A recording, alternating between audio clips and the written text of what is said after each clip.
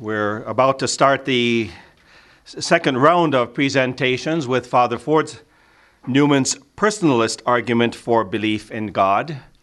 And just before Father Ford begins, we recap for a moment the discussions that we had late last evening. I think what we managed to do from the audience, we had some questions that raised concerns about the misinterpretations of Scotus down through the centuries. I think we managed to put that at rest by a very broad generalization and showing the importance of understanding properly the history of philosophy. So that brings us back to the practical side. That was the beautiful compliment we heard about Father Ford's presentation yesterday, that he's most practical in trying to show the meaning of Newman. And practical fits the Scotistic interpretation, because Scotus made that very clear in his Ordinatio, that La Theologia Nostra, our theology, is practical, meaning that is more practical. It's living our faith. It's theology on our knees, I suppose, another way to put it. Balthasar, Hans Urs von Balthasar used to say it that way. It's the practical side. It's more than the speculative. And he wasn't anti-intellectual. Nobody is. Newman wasn't, Scotus, none of us are. But it's Father Ford and his marvelous ability to keep us on that practical note that I now invite back to the podium. Thank you. You're welcome.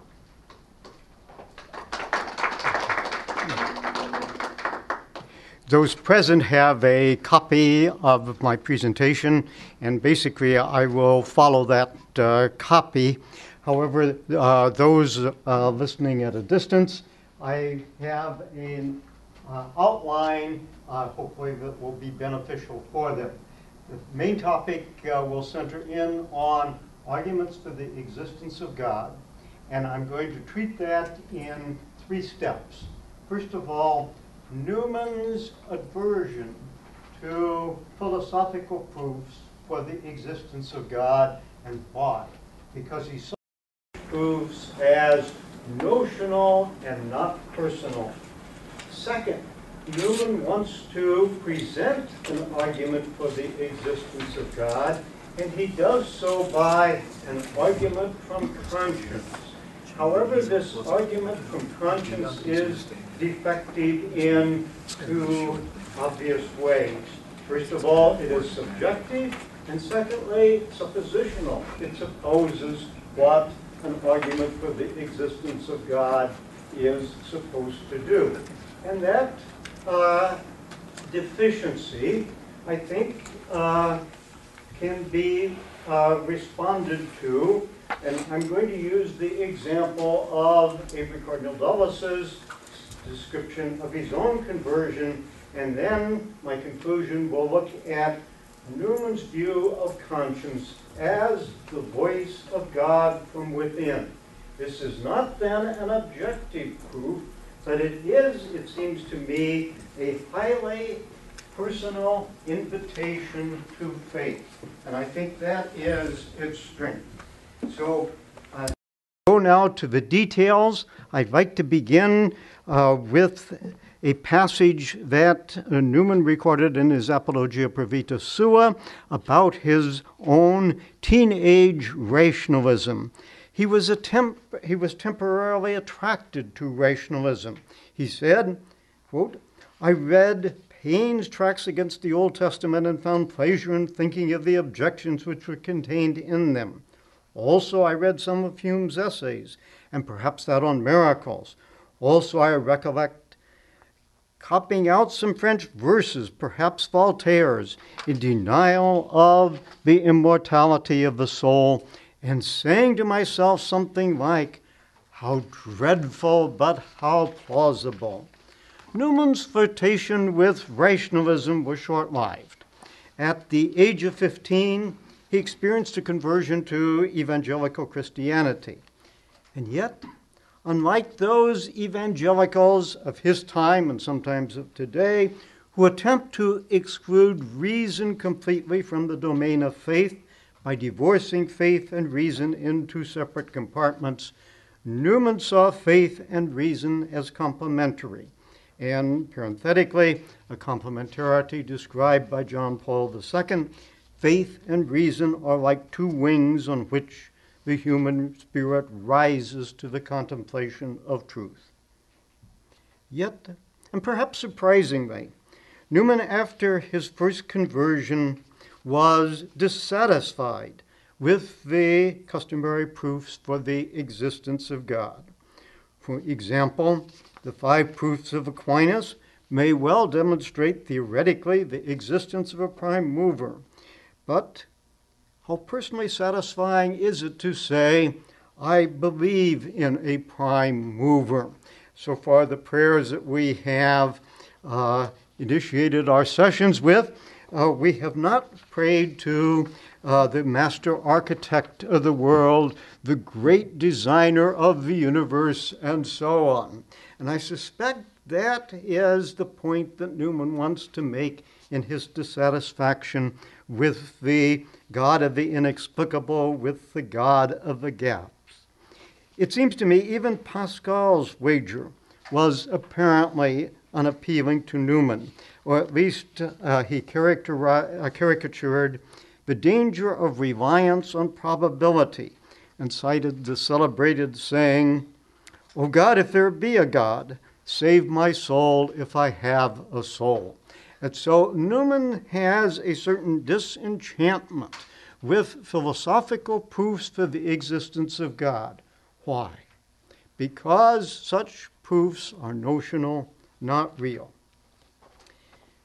The distinction between the notional and the real is pivotal to Newman's epistemological and theological thought.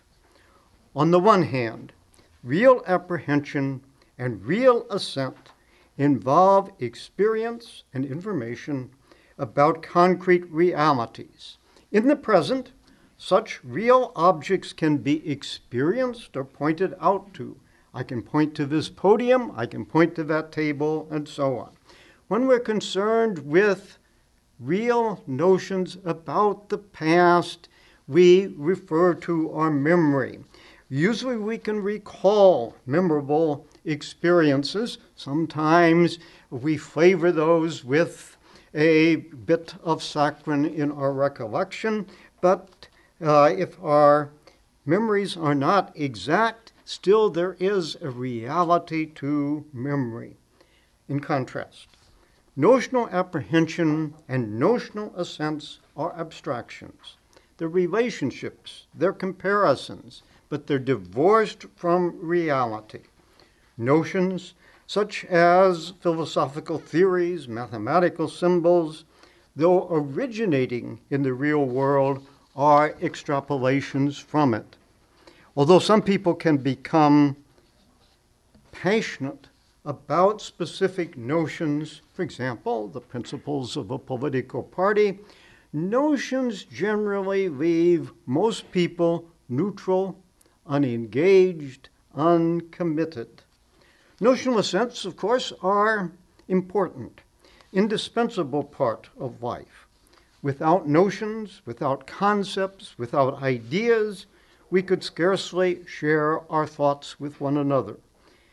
There would be no way of classifying experiences, organizing data, advancing knowledge, and few means for proposing solutions to problems.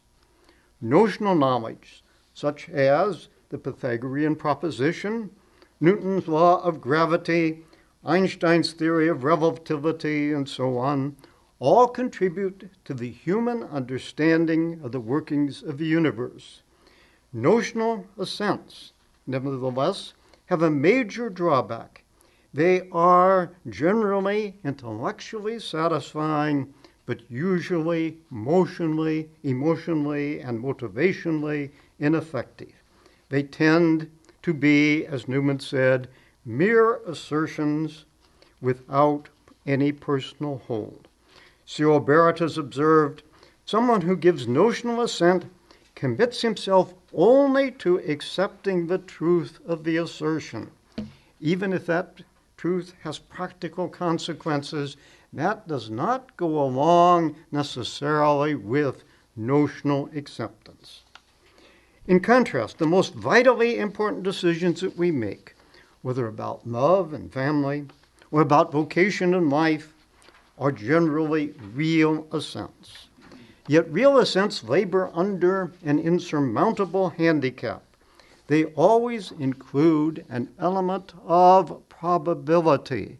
They're always subject to misinterpretation and mistake. Love and life always entail real risks. Real assents, then, are always a gamble, perhaps a sure bet, but nonetheless a gamble, a wager. But this is a wager one must make if one truly and really wants to live. Yet, what is the importance of real assent? Few people, it seems to me, are willing to sacrifice their lives for the Pythagorean proposition, Newton's law of gravity, or Einstein's theory of relativity. And sort of a personal project, I'm collecting list of martyrs for the Pythagorean proposition, and consequently, if you have any martyrs that you can name, I'd appreciate your sharing that list with me. All right? So, millions of people, in contrast, are willing to sacrifice their lives for love, whether this is love of family, whether this is love of life, whether this is love of Christ. They are willing to be victims for their religious faith. As Newman so often did, he summarized this viewpoint in a memorable proposition. Quote, "Many a man will live and die upon a dogma. No man will be a martyr for a conclusion." Unquote. Granted this implication of Newman's distinction between the real and the notional, when we are not personally concerned, even the highest evidence does not move us. When we are concerned, the very slightest is enough. If you take that statement of Newman, it seems clear then why he was dissatisfied with philosophical proofs for the existence of God. Even if on the notional level, the prime mover can be seen as engineering the entire universe, on the real level, it's rather difficult to pray to the prime mover. And similarly, the rationale that posits a God of the gaps as an explanation for those areas where scientific explanations are absent, that God of the gaps approach slowly disintegrates by new scientific discoveries that progressively narrow the number of gaps where God is needed as an explanation. As the gaps disappear, the need for God diminishes to the vanishing point. Theoretical arguments aside, Newman was extremely dubious about the practical usefulness of such arguments for the existence of God. Quote, "Tell men to gain notions of a creator from his works, and if they were to set about it, parenthesis, which nobody does, parenthesis closed, they would be jaded and wearied by the labyrinth they were tracing." Newman then was suspicious of the notional because it can be an illusion. For example, a person can have a notion of a unicorn or other imaginary forms of reality. And parenthetically, sometimes our imagination leads us astray. The incident in 1799 when a ship captain brought back a duck-billed platypus from Australia, took it to Cambridge to show to the university professors there, and they said it was a wonderful, clever hoax. In other words, their conceptualization of reality precluded certain forms of reality. So sometimes our notions can betray us. Self-deception, then, can occur when the notional is preferred to the real. Newman observed, quote, "And so are the great fundamental truths of religion, natural and revealed, and as regards the mass of religious men, these truths, doubtless, may be proved and defended by an array of invincible logical arguments. But such is not commonly the method in which those same logical arguments make their way into our minds. Unquote. Second point, real assent to the existence of God. Newman then was seemingly dissatisfied with the traditional proofs for the existence of God, not because such proofs are unreliable or fallacious, but because they only can lead to notional assent, a type of assent that can be given not only to the existence of God, but also to non-existent phenomena. And in this respect, perhaps the possible existence of a unicorn may be, notionally speaking, more convincing than the possible existence of God. For the Newman, the critical question was, can a person give real assent? Can a person make a personal commitment to the existence of God? Newman's reply to this question took the form of an appeal to human nature, specifically to human conscience. And here, parenthetically, I would draw your attention that Newman's approach, once again, is to the real and the personal. Last night, I pointed out that, in a sense, Newman's theological methodology is not how should we think, but how do I think? And in a similar way, then, Newman is pointing out to a reality that he sees within himself, the reality of conscience. And parenthetically, he's asking each of his readers, do you have a conscience? Stated schematically, Newman's argument from conscience runs as follows. Every person has a conscience, and this conscience aids each individual in distinguishing what is good from what is evil. Second, a person's conscience is similar to the other human sense faculties, insofar as my other sense faculties are activated by external stimuli, by external realities. So, for example, my sense of the beautiful is stimulated by beautiful objects in the real world. My sense of smell perhaps is repelled by nauseating odors. Now, having identified or compared conscience to a sense of the real, Newman says if our other senses are activated by external realities, is not this also the case of conscience?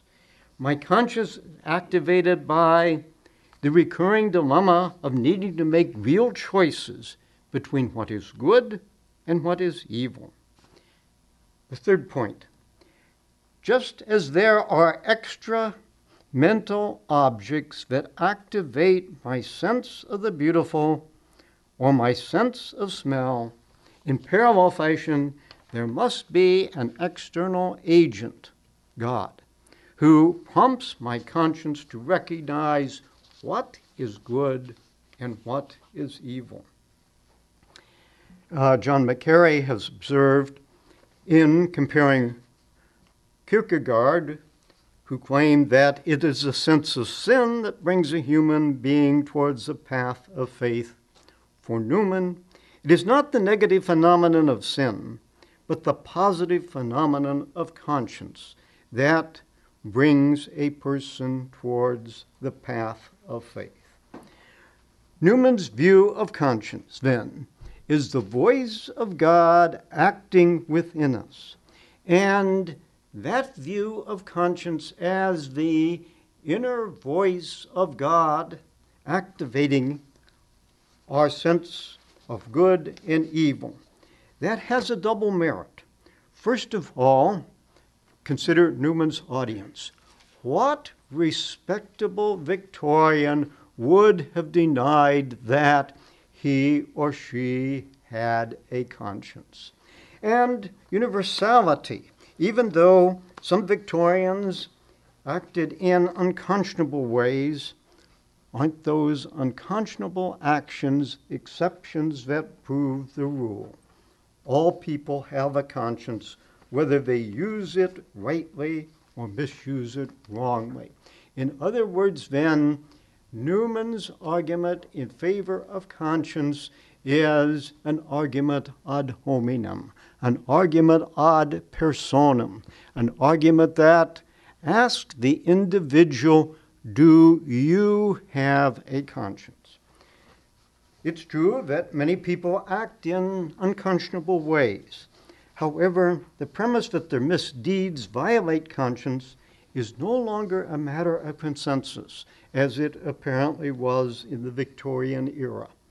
Rather, in the 21st century, self-gratification has often become the primary good, and self-deprivation the primary evil. In other words, just as scientific advances have progressively foreclosed the need for a God of the gaps, contemporary solipsism and hedonism have similarly obviated not only the need for conscience, but the need for a God of conscience. And that seems to me the contemporary challenge that we face. In addition, if subjectivity is a liability for Newman's argument from conscience, e fortiori, his supposition of a parallelism between the sense world and the unseen world is gratuitous at best. Although it is self-evident that the external world really stimulates our sense faculties, it does not necessarily follow that a person's conscience is stimulated by God. At most, one might legitimately claim that conscience is activated by external realities in a way similar to the stimulation of the senses by extramental objects. Seeing a beautiful object stimulates a person's sense of the beautiful. Smelling a pungent odor activates a person's sense of smell. The alternative between a specific good and a specific evil prompts a person's conscience to choice. But neither the beautiful nor the odoriferous, neither good nor evil, necessarily mandate the real existence of God. Accordingly, notional though they be, the quinque viae, the argument from design, the God of the gaps, and even Pascal's wager seem more objective and so more theoretically satisfying than Newman's recourse to conscience as a basic argument for the existence of God. Given this double difficulty of subjectivity and supposing what one should really be proving, weaknesses which were presumably recognized by Newman, why did he appeal to an argument for conscience, an argument for the existence of God? This brings me to the next point in which I want to look at Dulles' conversion, perhaps as a way of seeing what Newman was talking about. As you may already be aware, Dulles has quite a number of writings about Newman, including a small introductory book to Newman's theological viewpoints. Right? Arguments for the existence of God, it seems to me, can be viewed from two different perspectives: understanding seeking faith, or faith seeking understanding.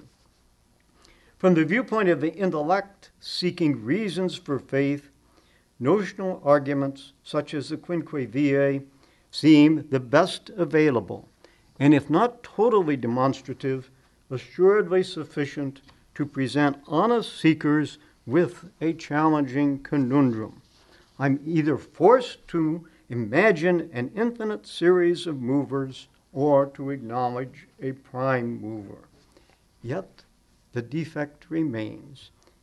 Such arguments always remain notional unless and until a seeker has a real religious experience. And this is why I refer to the experience of Avery Dulles as an agnostic undergraduate at Harvard, and perhaps that is a redundant description. But Dulles studied a variety of classical and modern philosophers. However, it was not his philosophical inquiries that led him to faith. Rather, a casual break from his studies in the library that prompted his conversion. And he later describes this in his testimonial to grace, that he gets up from the library on an unexpectedly pleasant spring day in Boston and goes for a walk along the Charles River. As I wandered aimlessly, something prompted me to look contemplatively at a young tree. On its frail, supple branches were young buds. While my eyes rested on them, the thought came to me suddenly with all the strength and novelty of a revelation, that these little buds in their innocence and meekness followed a law of which I as yet knew nothing. How could it be, I asked, that this delicate tree spring up and developed, and that all the enormous complexity of its cellular operations combined together to make it grow erectly and bring forth leaves and blossoms? Dulles replied to his own question.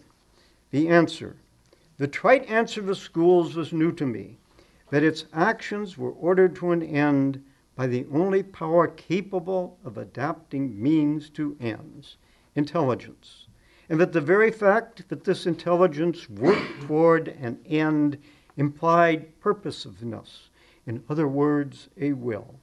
It was useless, then, to dismiss these phenomena by obscurantist talk about a mysterious force called nature. The nature which was responsible for these events was distinguished by the possession of intellect and will, and intellect plus will makes personality. Mind, then, not matter, was at the origin of all things. Viewed analytically, Dulles's conversion seemingly combined philosophical arguments from the teleological argument of purpose, the argument from divine design. Yet such arguments previously had had no apparent effect on the life of Dulles. It was a sudden and unanticipated personal experience, an experience of grace, that catalyzed what were previously notional arguments into a real conviction. As Dulles concluded his reflections on his conversion, that night, for the first time in years, I prayed. From a theoretical perspective, as long as the arguments for the existence of God remain at the level of intellect-seeking faith, they remain notional, philosophically interesting, speculatively intriguing, but assertions without personal hold. However, as a result of a conversion experience, what was previously a notional understanding of the proofs for the existence of God changes, sometimes unexpectedly, to a real understanding that God exists.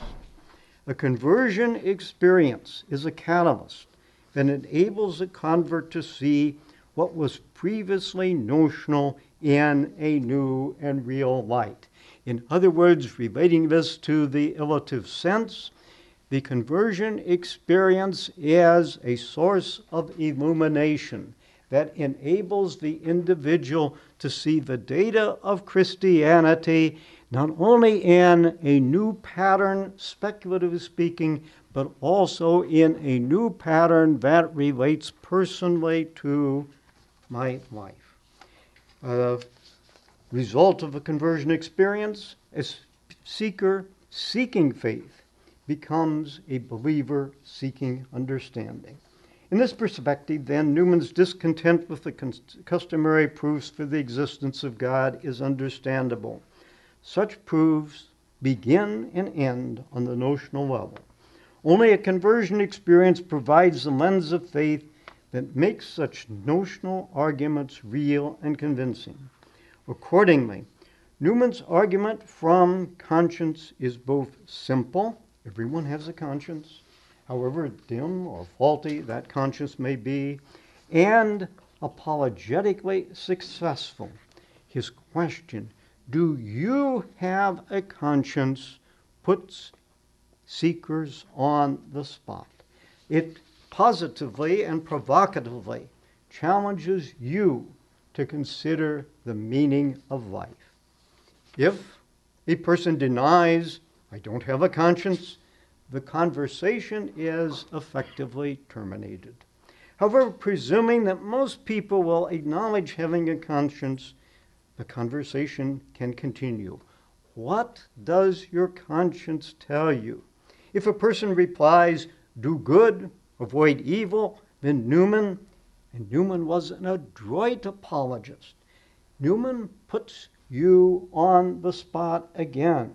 Is your sense of good and evil simply your own personal preference, or is your conscience the voice of a higher power? Thus, Newman's argument for the existence of God on the basis of conscience appears most successively as an apologetic or existential question rather than a theoretical or philosophical argument. A crucial question in apologetics is what moves a person from a philosophical notion of God to a real belief in God. This is a perennial challenge, not only in apologetics and religious education, but in every form of education. And here I'd like to refer to the example of teaching a foreign language. If you've ever tried to teach a foreign language, then you know some of the difficulties involved. And fortunately, I have had excellent foreign language teachers, but I found that that is something of a rarity. Many foreign language classes emphasize grammar and vocabulary, and somehow the reality that the grammar and vocabulary fit together to make a living means of communication. Sometimes one can go a whole year of a foreign language class, and that idea is vanished. And the idea then of the emphasis on the pieces, the grammar and the vocabulary, looms so large that the forest of engaging with another language as a reality of communication somehow escapes one. How do language teachers attempt to cope with this situation? They try, and sometimes they try most energetically, all sorts of means. Language tapes, study abroad, and so on.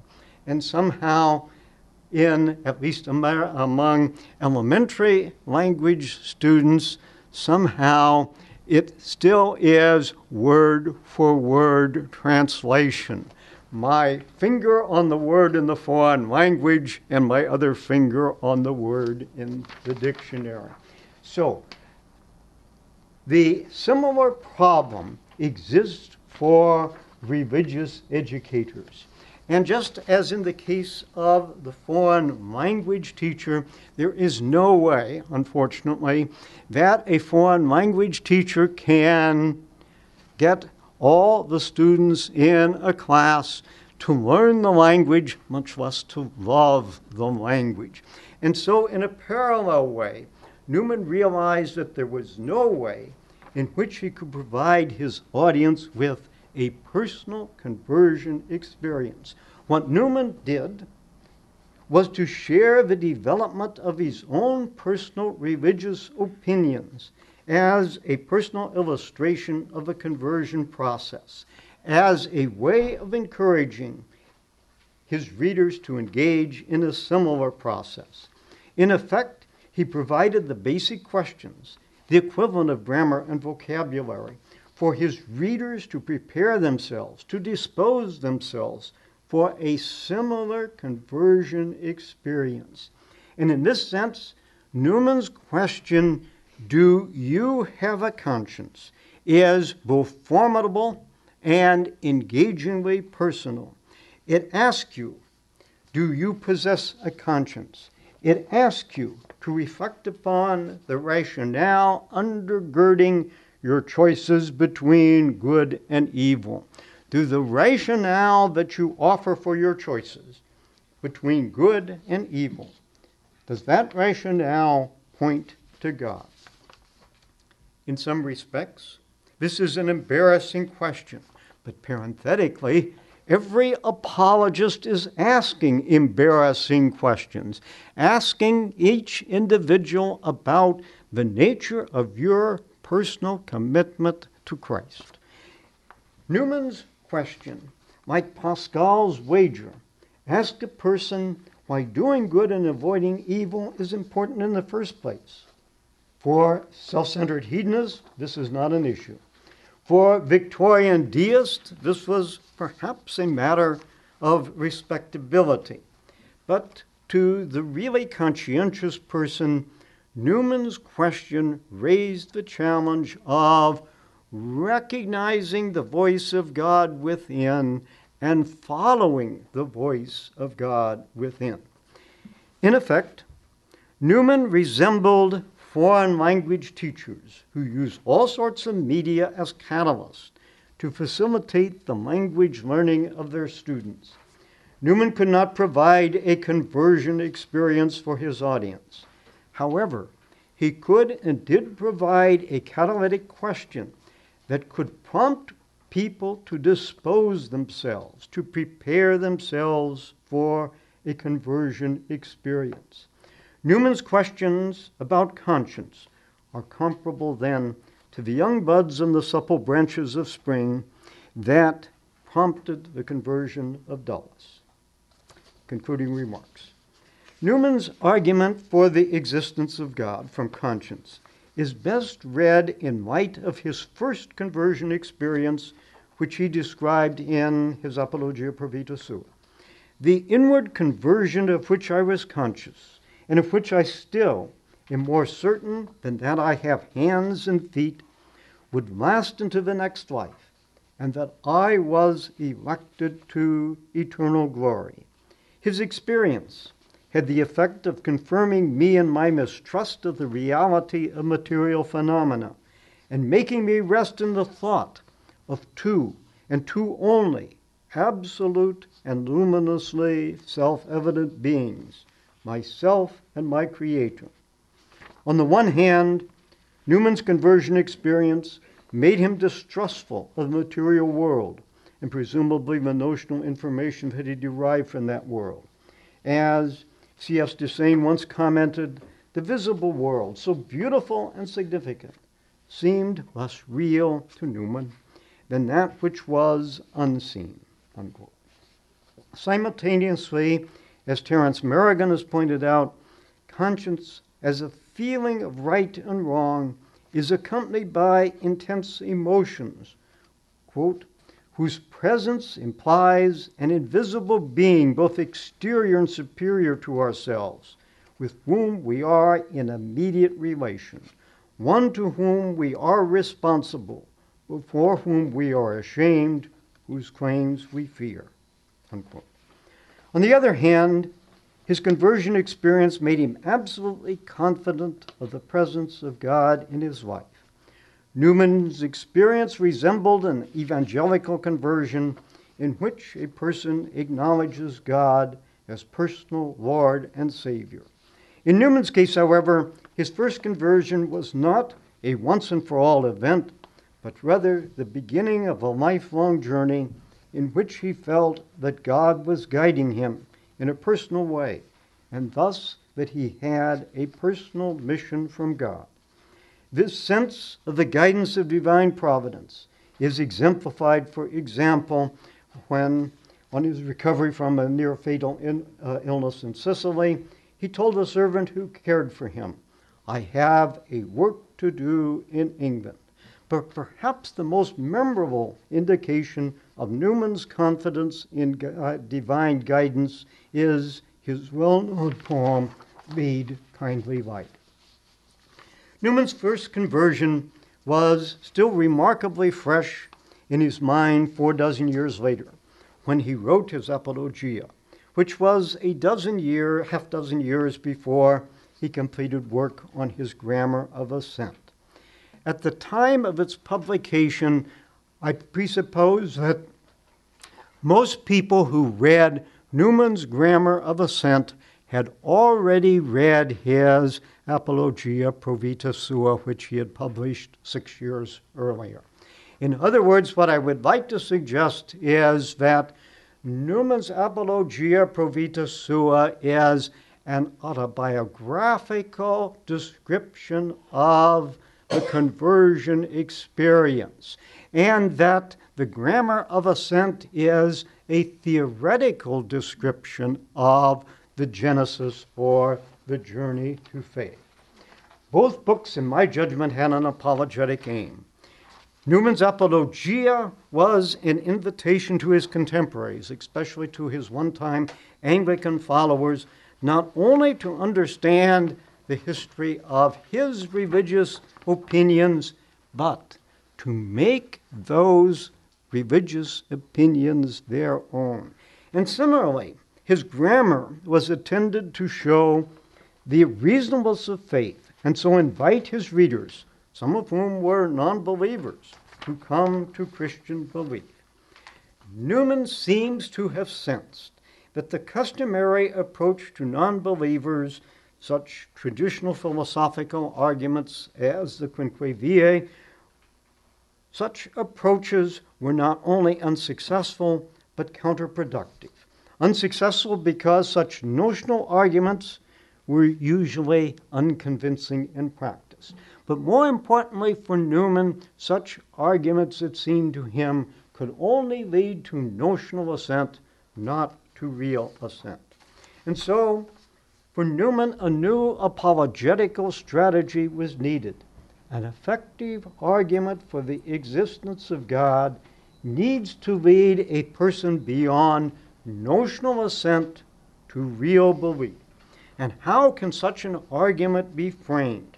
On the one hand, short of a real manifestation of God in the world, and even a divine manifestation of God in the world is not always effective, reasonings about God are inevitably going to be abstract, speculative, notional. The other option is to look for an argument for the existence of God within oneself. And it seems to me that Newman fingered exactly the right place, the intrapersonal voice of conscience. The obvious limitation to such an approach is that it is insurmountably subjective. What if a person claims not to have a conscience? Or more likely, what if a person claims that one's conscience is unavoidably personal, historically conditioned, culturally limited? For a seeker seeking faith, Newman's argument from conscience will probably be too subjective to be convincing unless and until a seeker has a conversion experience. However, from the perspective of a believer seeking understanding, the subjective aspect of the argument is one of its strengths, especially in a postmodern era that emphasizes a turn to the subject. The argument from conscience is appealingly personal. As a result of a conversion experience, a believer can recognize conscience as the inner voice of God, which has provided not only a sense of right and wrong in regard to individual actions, but also a sense of the guidance of divine providence in life as a whole. Faithfulness to the dictates of conscience, then, gives a believer's life a sense of meaning and mission. And in this perspective, Newman's argument for the existence of God from conscience is the strongest of arguments precisely because it is both personal and real. Thank you.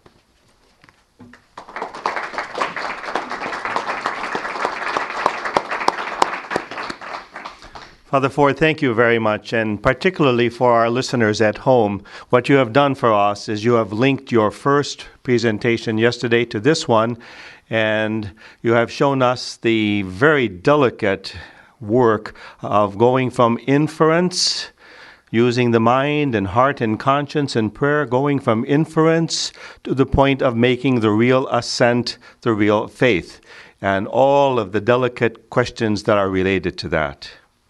And just before I open this to some questions and answers to our participants here, I'd like to share a story from the life of Cardinal Dulles and what he and I talked about at one time, because it spurred me on to do something about the thought of Scotus. Ever so briefly, he had just finished giving a wonderful paper at one of our Newman conferences in Oxford. I remember it was Keble College. And luck would have it that we were walking back, he to Campion Hall, the Jesuit House of Studies in Oxford, and we were chatting. And I was in awe because it's the first time I ever had to really meet him close and to realize what a wonderful, warm human being he was. And he raised this question with me. He said, "What can you tell me about Scotus?" And I had to pause and say, my goodness, I'm talking to a world-class theologian, and I'm not able to answer that question very well. And I didn't attempt. And then what Cardinal Dulles said to me, he wasn't cardinal yet, he said, "I don't know a thing about Scotus." Now, that was part of the difficulty that Professor Noon pointed out to us quite candidly in our discussions last night at the panel. But the question stayed with me for two reasons. It made me step back and say, what is the matter with you as a Franciscan that you can't answer this question? You can't give the few simple points, the 10 Commandments, so to speak, of Scotus. And that's when, luckily, Father Peter and I, a few years later, began to reconnect. And I think I wish Cardinal Dulles were here now, because if we were walking together, we'd have something to converse about.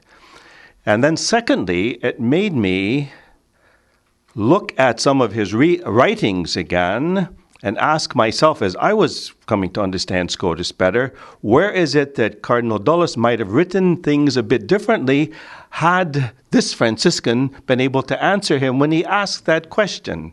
So I simply want to share that in a moment of humility and honesty, and in the spirit of what we're trying to do with this Newman-Scotus Symposium, is to make sure that scholars, and particularly Franciscans, and we're privileged to have many from St. Bonaventure Friary, the students that are in formation, that they would take this seriously. We're not kidding about it. People are asking these questions, and you have shown that to us marvelously now. That's enough for me, and I'm going to open this to our audience. Questions, comments, disagreements?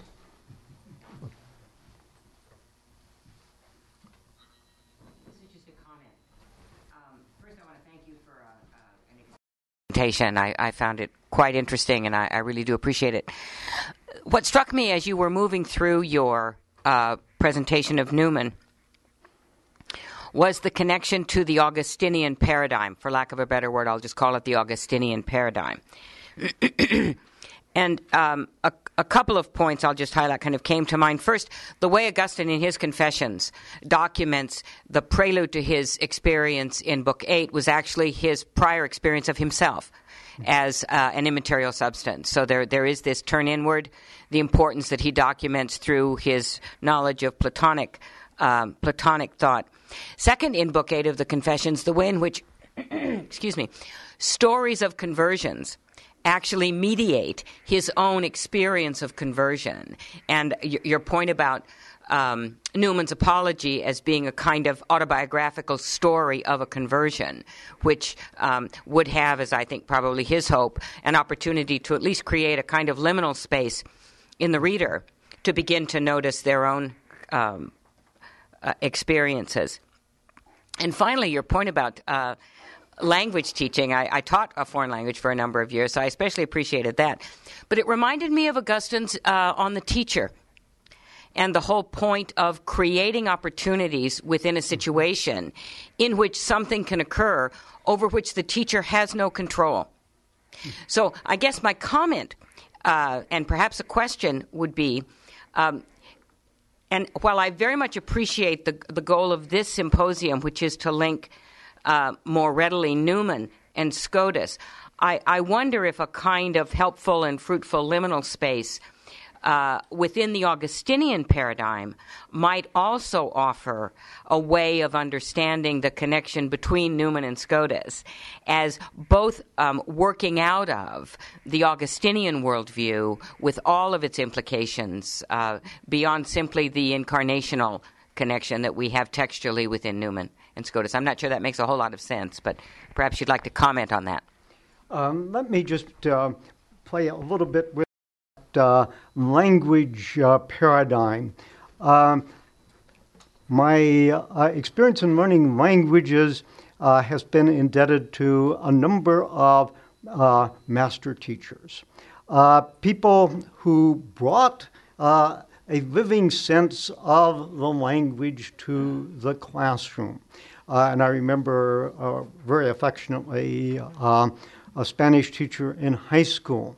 And she started the class by saying, "Me llamo Señora Brotner." And the class continued through the rest of the year with a great deal of Spanish used in vocabulary. And so when you would come in, she would say, the last student, "Favor de cerrar la puerta." And so what happened was that her classroom became mini Mexico for an hour a day. Now, what I would see as a parallel for the religious educator is that, yes, we learned vocabulary, we learned grammar, but the vocabulary and the grammar were part of a life experience. And that's what I see as being fundamentally necessary in catechesis.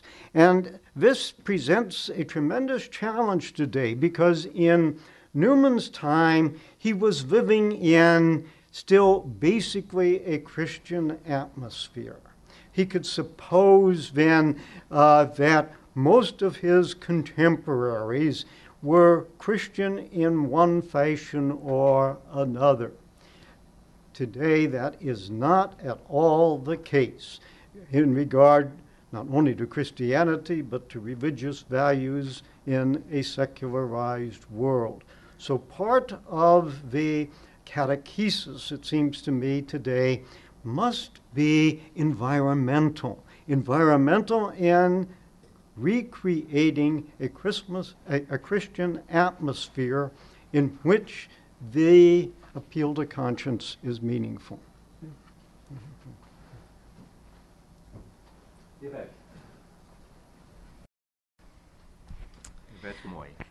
There are many Hispanics living in our country now, and most of them are turning to Pentecostalism.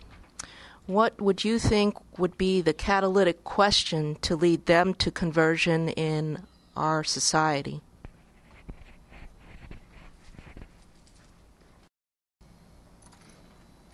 I'm not sure that I can answer that.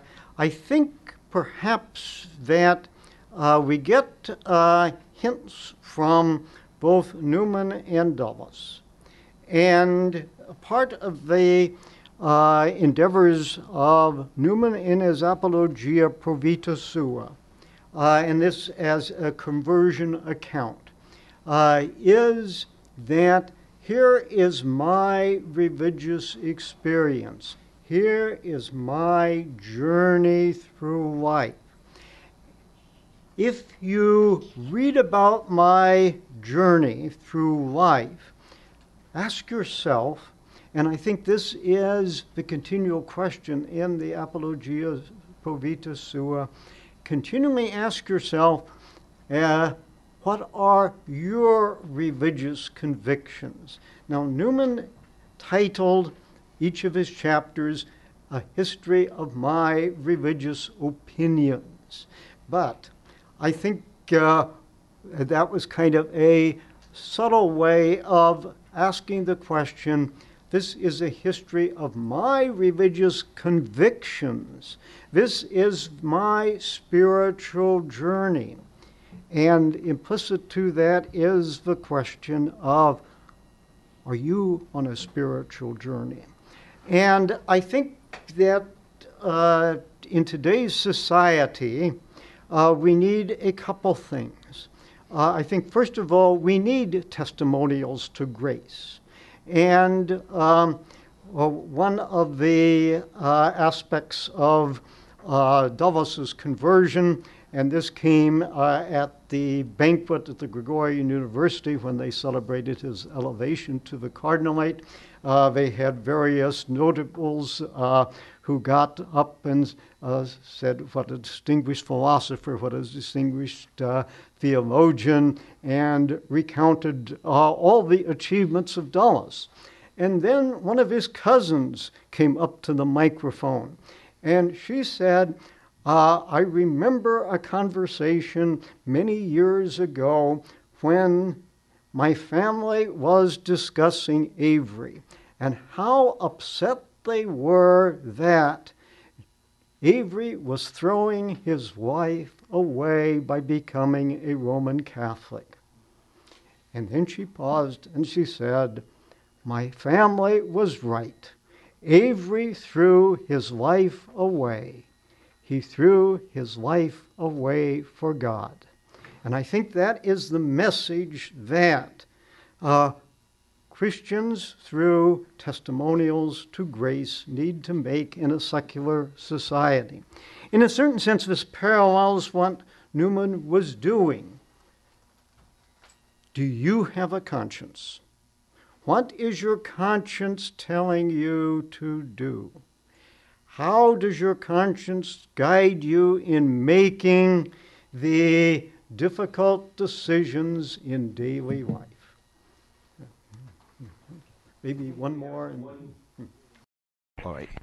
Time for deferring to you, Father James. Father James. Yesterday you spoke about the eureka moment and the illative sense, and today you made a passing reference to the illative sense with respect to the conversion experience. I'm emboldened to ask you if you could elaborate on that. Yes, in two ways. First of all, conscience is sort of an illative sense operative in matters of good versus evil. So that my illative sense in moral matters might be described as my conscience. Secondly, and this gets back to Deacon Sullivan's observation last night, the illative sense is what enables me to see the pattern in evidences for Christianity. And go back to my example of the three brothers. The three brothers all have access to the same data, the same evidence for Christianity. What used to be called the motiva credibilitatis, the motives for credibility. However, the motives of credibility do not necessarily provide a decision. The motives of credibility can be viewed like the grammar and vocabulary of a language. As long as I have one finger on the foreign word and the other finger on the dictionary, that is not yet a living language for me. Something has to happen. And I think perhaps if you've learned another language, then there is that moment when you ask a question in the other language and you understand the person's reply. When you can talk with a native speaker in that language.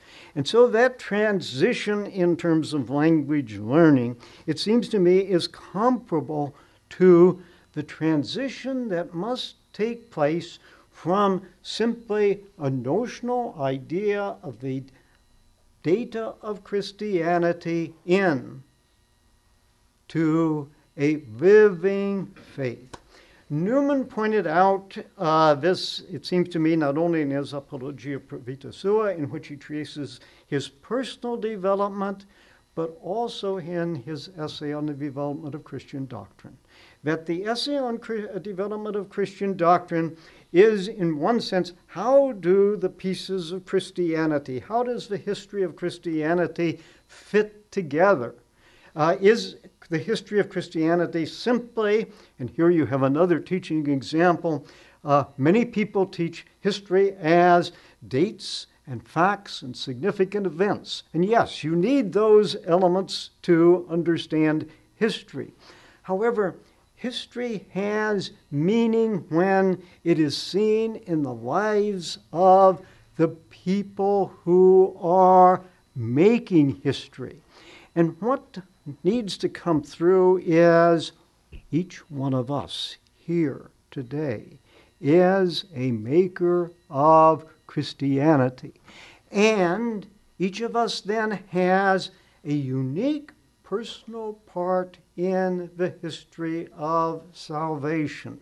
So, to kind of wrap this up, the idea of Heilsgeschichte, the idea of salvation history.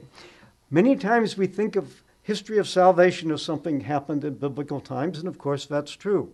But we need to think also of the history of salvation continuing down through the 21st century, and all of us are participants in that history of salvation. So I think we're called by time. Father Ford, thank you for being practical in the distinction to speculative. We're not eliminating the speculative, but that's the Scotistic view crystal clear in his prologue to the Ordinatio. It prepares us then for a little bit of a break and Professor Noon's second presentation. Thank you. Thank you.